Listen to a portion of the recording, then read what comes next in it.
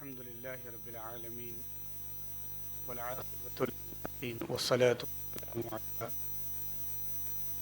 المرسلين وعلى آله وأصحابه أجمعين أما بعد. قال الله تعالى في القرآن المجيد والفرقان الحميد: أعوذ بالله من الشيطان الرجيم. بسم الله الرحمن الرحيم. وَإِذْ قَالَ لُقْمَانُ لِابْنِهِ وَهُوَ يَعِظُهُ يَا بُنَيَّ لَا تُشْرِكْ بِاللَّهِ إِنَّ الشِّرْكَ لَظُلْمٌ عَظِيمٌ. صدق اللہ العظیم. اللہ پاک کا عظیم احسان کہ ہم نماز ظہر کے بعد روشن مسجد میں عقائد کی معلومات اور دینی مسائل سیکھ رہے ہیں، جان رہے ہیں، معلوم کر رہے ہیں. صحیح عقائد کے بعد باطل عقائد کے بارے میں بھی ہمیں معلوم ہونا چاہیے. جب تک صحیح اور غلط میں تمیز نہ ہوں گی تو ہم کسی بات کو چنیں گے کیسے کہ یہ صحیح ہے یا یہ غلط ہے. تو کل کفر کے بارے میں بات ہوئی، آج ہم شرک کے بارے میں معلومات حاصل کریں گے. سورہ لقمان جو 21ویں پارے میں ہے، اس کی میں نے ایک آیت پڑھی جس میں حضرت لقمان اپنے فرزند کو نصیحت کر رہے ہیں کہ میرے لاڈلے، ہرگز بھی شرک نہ کرنا، یہ بڑا گناہ ہے، اور بے شک شرک سے بڑا کوئی گناہ نہیں.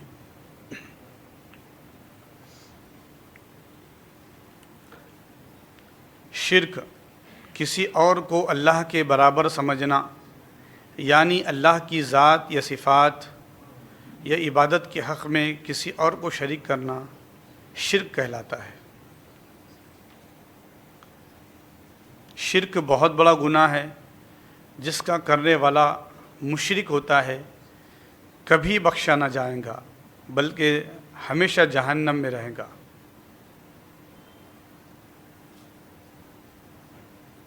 یعنی کہ کوئی چیز اس کو وہاں سے نکال نہیں سکتی جہنم سے. وہ ایسے گناہ میں مبتلا ہے کہ جس کو ہمیشہ جہنم میں رہنا ہے. شرک کی مختلف قسمیں ہیں، چند صورتیں یہاں پہ بتا دی جا رہی ہے. اللہ کی ذات میں کسی اور کو شریک کرنے کی صورتیں،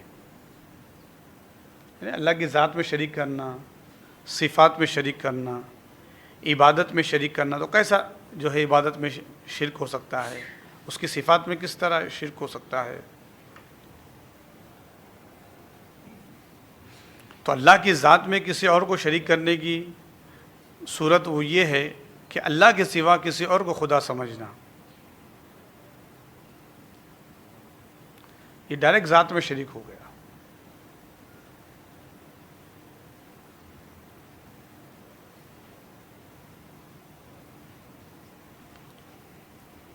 اللہ کے علاوہ کسی اور کو خدا سمجھنا، کسی اور کو پرستش کے لائق سمجھنا، کسی اور کو ورشپ کے لائق سمجھنا،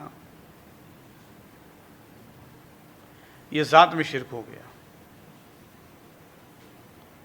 اور دوسری صورت یہ ہے اللہ کی ذات میں شرک کرنے کی کہ کسی کو یہ کہنا کہ اوپر خدا ہے میرے لیے اور نیچے تم ہو.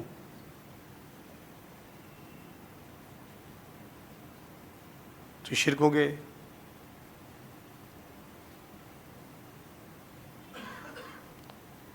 یعنی یہ ایسے ہی ہو گیا نا، کسی کو آپ نے کہا کہ آسمانوں میں وہ خدا ہے اور زمین میں معاذ اللہ تم خدا ہو.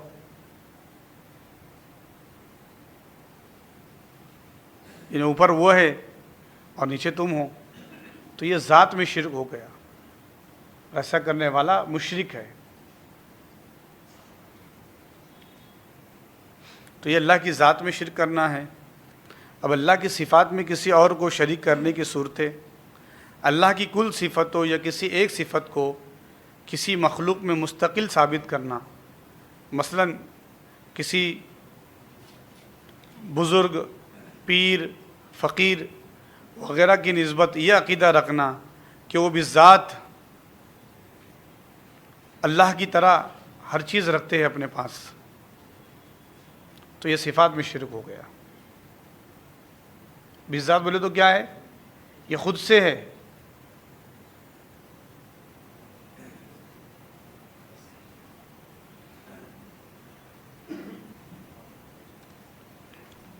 اور یہ کہنا کہ یہ ہر بات سے خبردار ہے، چھپی کھلی نزدیک دور کی چیزوں کو یہ خود سے دیکھتے ہیں، سنتے ہیں، رزق دیتے ہیں، روزی دیتے ہیں، اولاد دیتے ہیں، ملازمت دیتے ہیں، عزت آبرو دیتے ہیں، یا مہارتیں جلاتے ہیں، یا آفت مصیبت کو دفع کرتے ہیں، نفع نقصان میں پہنچانے میں پورا اختیار و قدرت رکھتے ہیں وغیرہ، یہ اللہ کی صفات میں شرک ہو گیا۔ البتہ اللہ تعالیٰ نے اپنے فضل سے بعض خاص بندوں کو بعض صفت عطا فرمائی اور ایسا علم دیا ہے جو دوسروں کو حاصل نہیں۔ تو اب اس کی مثال قرآن سے ہم دیکھتے ہیں۔ قرآن پاک میں آتا ہے کہ میں اللہ کے حکم سے، حضرت عیسیٰ علیہ السلام فرماتے ہیں، میں اللہ کے حکم سے کوڑیوں کو اچھا کرتا ہوں، اندھوں کو بینا کرتا ہوں، بیماروں کو شفا دیتا ہوں، اور اللہ کے حکم سے مردوں کو زندہ کرتا ہوں۔ یہ ایک آیت میں آیا ہوا ہے۔ دوسرے ایک مقام پہ آیا ہے کہ میں کرتا ہوں بیماروں کو اچھا، میں مردوں کو زندہ کرتا ہوں، میں بتاتا ہوں تم لوگ گھروں میں کیا کھاتے ہو اور کیا بچا کر آتے ہو۔ تو عیسیٰ علیہ السلام کا یہ بتانا کہ میں زندہ کرتا ہوں، تو یہ قدرت اللہ نے دی ہے مجھے، میں بذات خود میرے اندر یہ قدرت نہیں ہے۔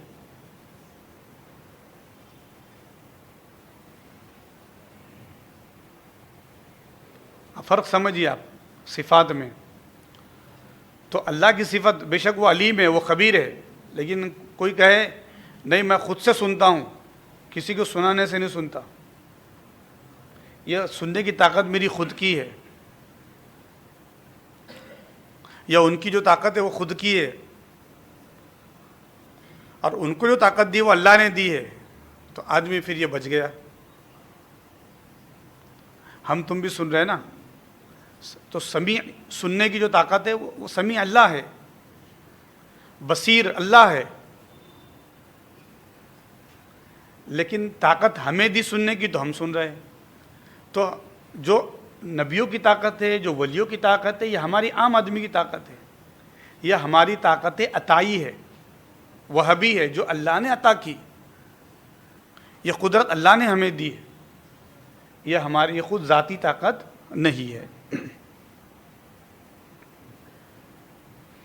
تو یہ عقیدہ رکھنا کہ بالذات کوئی پیر ہو، کوئی بزرگ ہو، یا کوئی نبی ہو، یا کوئی ولی ہو، وہ خود سے دیکھتے سنتے ہیں اور ان کی یہ خود کی طاقت ہے، تو یہ پھر شرک ہو گیا۔ اور اگر کہا کہ اللہ کے دکھانے سے دیکھتے ہیں، تو پھر دیکھیے نیت کا فرق، سوچنے پہ فرق ہے، سمجھنے میں فرق ہے۔ اللہ پاک فرماتا ہے اپنے مقدس کلام میں سورہ آل عمران میں، وَمَا كَانَ اللَّهُ لِيُطْلِعَكُمْ عَلَى الْغَيْبِ، اللہ غیب پر، چھپی ہوئی باتوں پر کسی کو مطلع نہیں کرتا، چھپی ہوئی باتوں پر کسی کو انفارم نہیں کرتا۔ وَلَكِنَّ اللَّهَ يَجْتَبِي مِن رُسُلِهِ مَن يَشَاءُ، لیکن جن بندوں کو چن لیتا ہے رسولوں میں انہیں خبر کرتا ہے۔ سورہ جن میں اللہ فرماتے ہیں عالم الغیب فلا یظہر علی غیبہ احدا، میں کسی کو غیب پہ مطلع نہیں کرتا الا من ارتضی، جس کو میں چن لیتا ہوں۔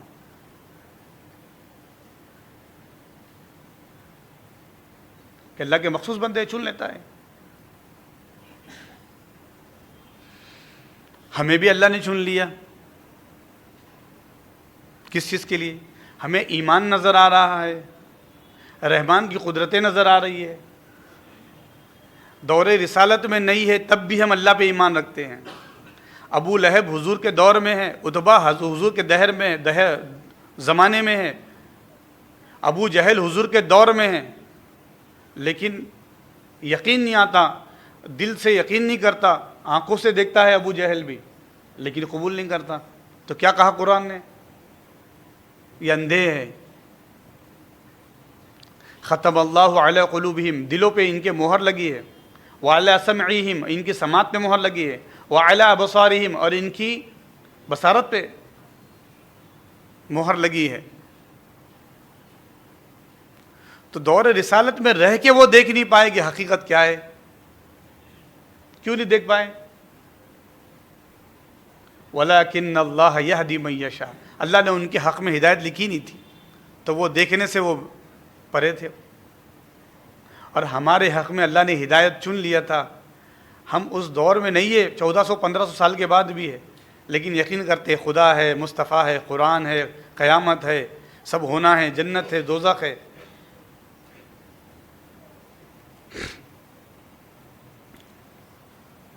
تو نمبر 1، اللہ کی ذات میں کسی کو شریک کرنا، کسی کو ڈائریکٹ خدا بولنا یا خدا سمجھنا شرک ہے۔ صفات میں یہ سمجھنا کہ ان کی ذاتی صفتیں ہیں، یہ شرک ہے۔ اللہ کے عبادت کے حق میں کسی اور کو شریک کرنے کی صورتیں، اللہ کے سوا کسی اور کو سجدہ کرنا شرک ہے، یہ عبادت میں شریک کر دیا کسی کو۔ نبی اکرم صلی اللہ علیہ وسلم نے فرمایا کہ پہلے امتوں میں سجدہ تعظیمی تھا، جیسے کہ یوسف علیہ السلام کے بھائیوں نے اور والد کو سجدہ تعظیمی کیا تھا۔ آقا نے فرمایا میں میری امت کو کہتا کہ وہ سجدہ کرے تو حکم دیتا کہ بیوی اپنے شوہر کو سجدہ کرے، لیکن میری امت میں سجدہ بالکل نہیں ہے، سجدہ تعظیمی وغیرہ کوئی سجدہ نہیں۔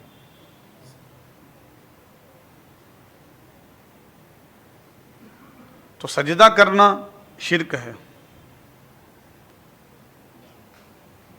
اللہ کے سوا کسی اور کے نام کا روزہ رکھنا شرک ہے۔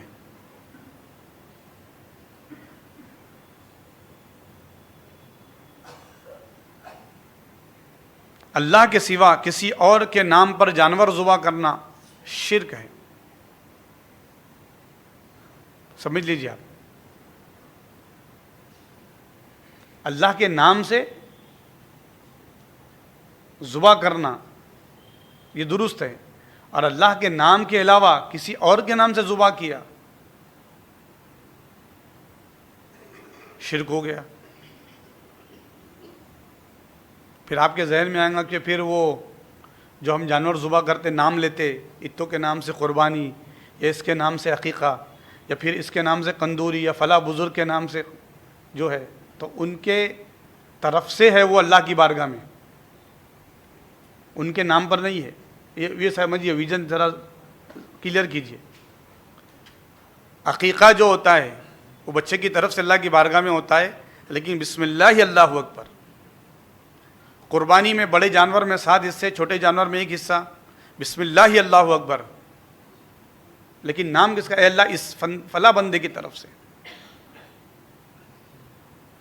قندوری اس کو بولتے، قربانی بولتے ہیں۔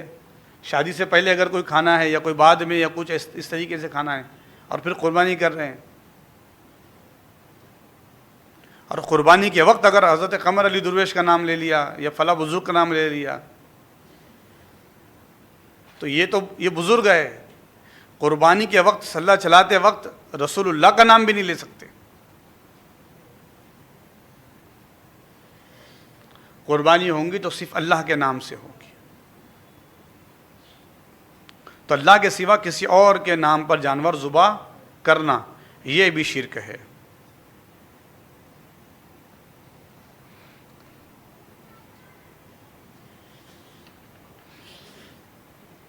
تو یہ تمام باتیں سب شرک میں داخل ہے۔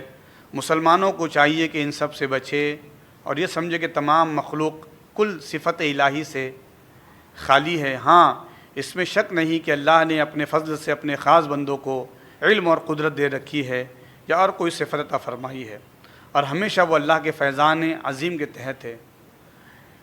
انتہا، ابتدا، ازل تا ابد، تمام جو ہے انتہا ہم کو ہے، ختم ہم ہونا ہے، حادث ہم ہے، لیکن شروع سے ہمیشہ ہمیشہ کے لیے اللہ کی ذات ہے۔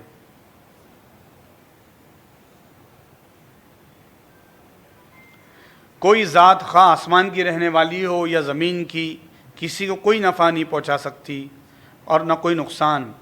نفع و نقصان پہنچانے والا اللہ ہی کو سمجھنا اور اسی سے اپنی تمام حاجتیں اور مرادیں مانگنا چاہیے. البتہ اس سے مانگنے میں انبیاء و اولیاء کو جو خدا کے مقبول بندے ہیں وسیلہ بنانا مقبولیت کا دعا کا سبب ہو سکتا ہے.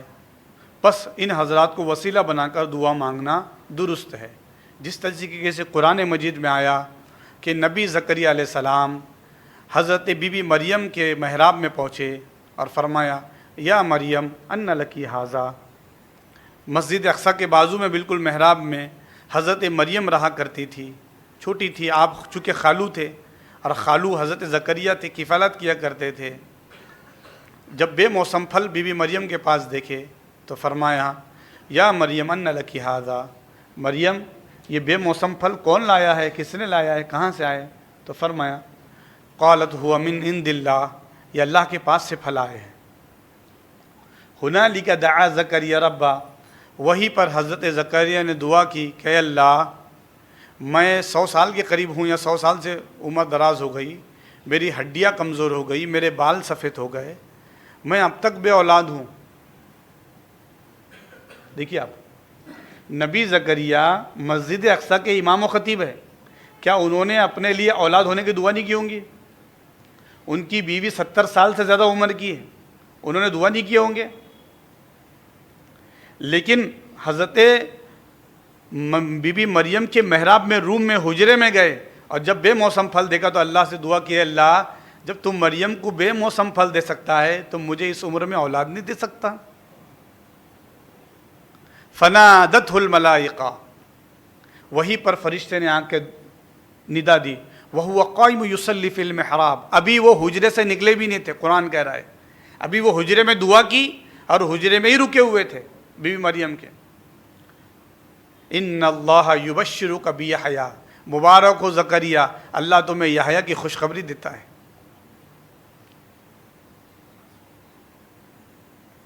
تو کچھ ایسے مقرب مقامات ہوتے ہیں, کچھ ایسی جگہ ہوتی ہے جہاں دعا کی قبولیت ہوتی ہے, تو سب جانتے ہیں. تو کوئی اگر دعا کر رہا ہے کوئی اور اللہ کے محبوب بندوں کو اگر وسیلہ مان رہا ہے تو کیا وہ شرک ہو گیا؟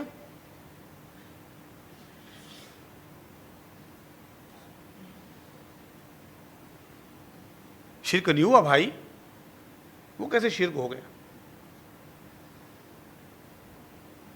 نہیں بولے وہ غیر اللہ ہے اور غیر اللہ کو وسیلہ نہیں بنا سکتے, تو بھائی غیر اللہ ہے کیا؟ وہ تو ولی اللہ ہے, وہ تو حبیب اللہ ہے, وہ تو نبی اللہ ہے, وہ تو اللہ کے نبی ہے, اللہ کے ولی ہے, اللہ کے نیک بندے ہیں. تو ہمیں یہ ذہن میں اگر کھل گیا تو انشاءاللہ تمام آپسی انتشار اور افتراق ختم ہو جائیں گے اور امت میں ایک بڑا اتحاد قائم ہو جائے گا. اللہ پاک ہمیں شرک سے بچائے, ہمیں گناہوں سے بچائے اور سیدھی راہ چلائے. آج کا دور ایسا پرفتن دور ہے کہ مسلمانوں کا یقین اللہ کی ذات سے کمزور ہوتا جا رہا ہے, اور وہ حالات کو دیکھ کر, معاملات کو دیکھ کر پھر وہ ایمان سے پھر بھی رہے ہیں, اسلام سے پھر بھی رہے, تو انہیں یقین کرنا چاہیے اس پوری کائنات کا کارساز اللہ ہے.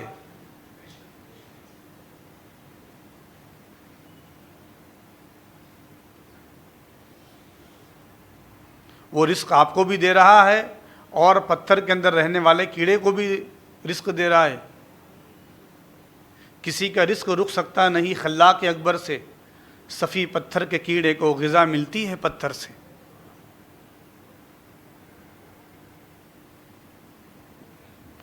لیکن اتنے نا امید اور اتنے مایوس ہو چکے ہیں آج ہم, بزدلی اور نا امیدی دلوں میں اتنا گھر کر چکی ہے, ہر کام میں ہمیں ہوتا ہے کہ نہیں ہوگا.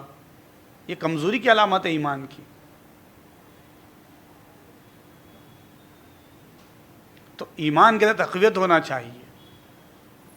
جا رہے اور ٹھوکر لگ گئی, بولے میرا کام نہیں بنتا, واپس جانے مانگتا, واپس جانا چاہیے مجھے. کیوں؟ بولے ٹھوکر لگ گئی, شاید میرا کام نہیں بنے گا. کس نے بتا دیا آپ کو؟ تو یہ ایمان کی کمزوری کی علامت ہے. بلی آگے سے گزر گئی تو گزر جائیں گے, ایسے جانور گزر رہے. نہیں بولے بلی آئی رستہ, بولے میں نہیں آتا, بولے اب تو یہ ایمان کی کمزوری کی علامت ہے۔ آنکھ پھڑک رہی، ہتھیلی کھجا رہی، یہ کھجا رہی ہے کہ نہیں؟ ایک دوست دوسرے دوست سے، ارے بولے میرے ہتھیلی کھجا رہی، پیسے آئیں گے، الٹی بولے پیسے جائیں گے، پیٹ کھجا رہی تو بولے مار کھائیں گا، اس سے بولا پیر بھی کھجا رہے، ڈاکٹر کے پاس جا، کھجلی ہو گئی تیرے کو۔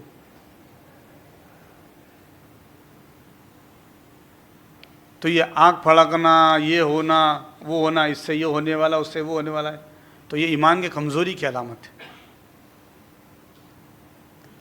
مومن اللہ کی حفاظت میں ہوتا ہے، ہمیشہ اس کے حصار میں ہوتا ہے، وہ کلمہ پڑھتے ہوئے بالکل نکل جاتا ہے۔